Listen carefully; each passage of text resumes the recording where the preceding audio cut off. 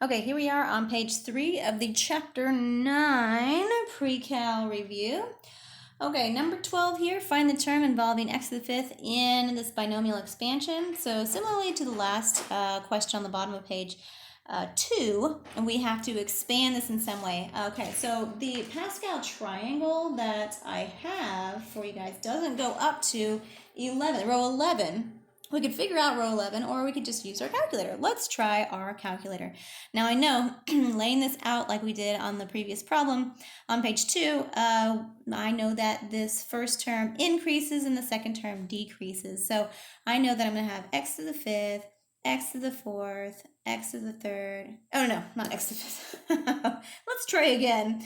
I'm going to have x to the 11th. It's going to start here. X to the 11th, 10th, 9th, 8th, 7, 6, 5. Okay, so here's where I'm going to stop right here at this term.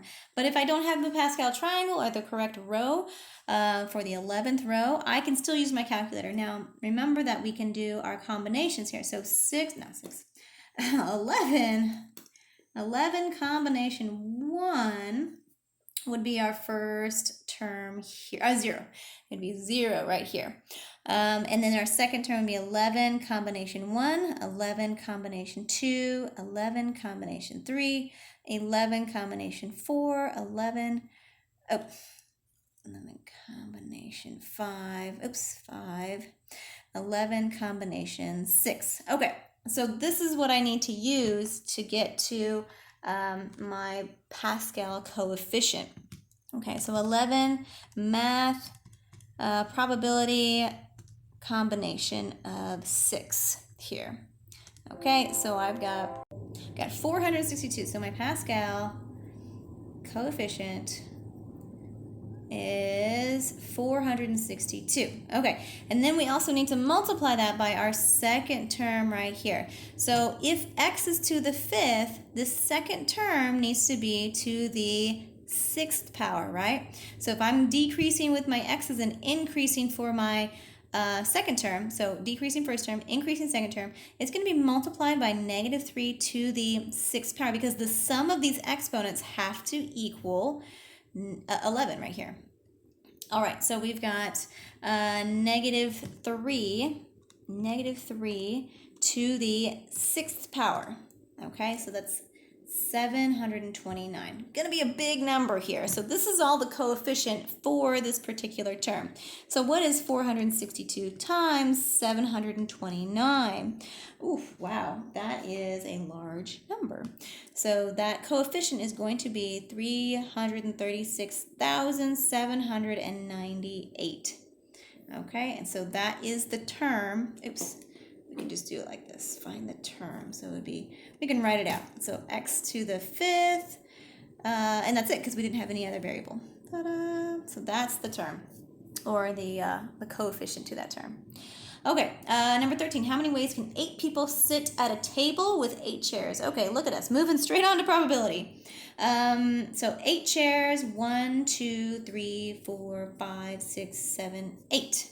Okay, so if how many can I choose from the first chair?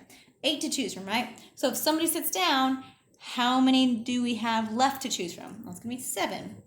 And then if 2 people sit down, how many do we have to choose from that are left? So 6 and 5 and 4 and 3 and 2 and 1. We're going to multiply these all together. Or, hey, look, it's 8 factorial. Look at that. So what is 8 factorial? 8 math probability factorial, boom, is, wow. That's how many different ways 8 people can sit at a table. Ways. Okay, there we go. All right, number 14, moving right along here. 13 cars are in a race. How many different ways can they come in first, second, and third? Okay, now this is specific place value. So I've got 1, 2, 3. This is first, this is second, and this is third. Okay, so 13. If I have 13 to choose from here. It's kind of like the previous problem here. So if one car takes first place, then how many do I have to choose from for second place? Well, I have 12 more to choose from. And third place would be, well, if I use 2 that right there, I just have 11 left. So let's go ahead and multiply these out. 13 times 11 times, 13 times 12 times 11. Okay, so I have 17, 16 different ways. Okay, there we go. Last one here, 2 6-sided die are tossed. Find the probability that the sum of 2 dice is less than 6. Okay, so let's figure out what we have here. If I roll a die and I get 1, I'm going to have a 1 plus, maybe I roll a 1 on the second one as well. And then maybe a 1 and a 2, and a 1 and a 3, and a 1 and a 4.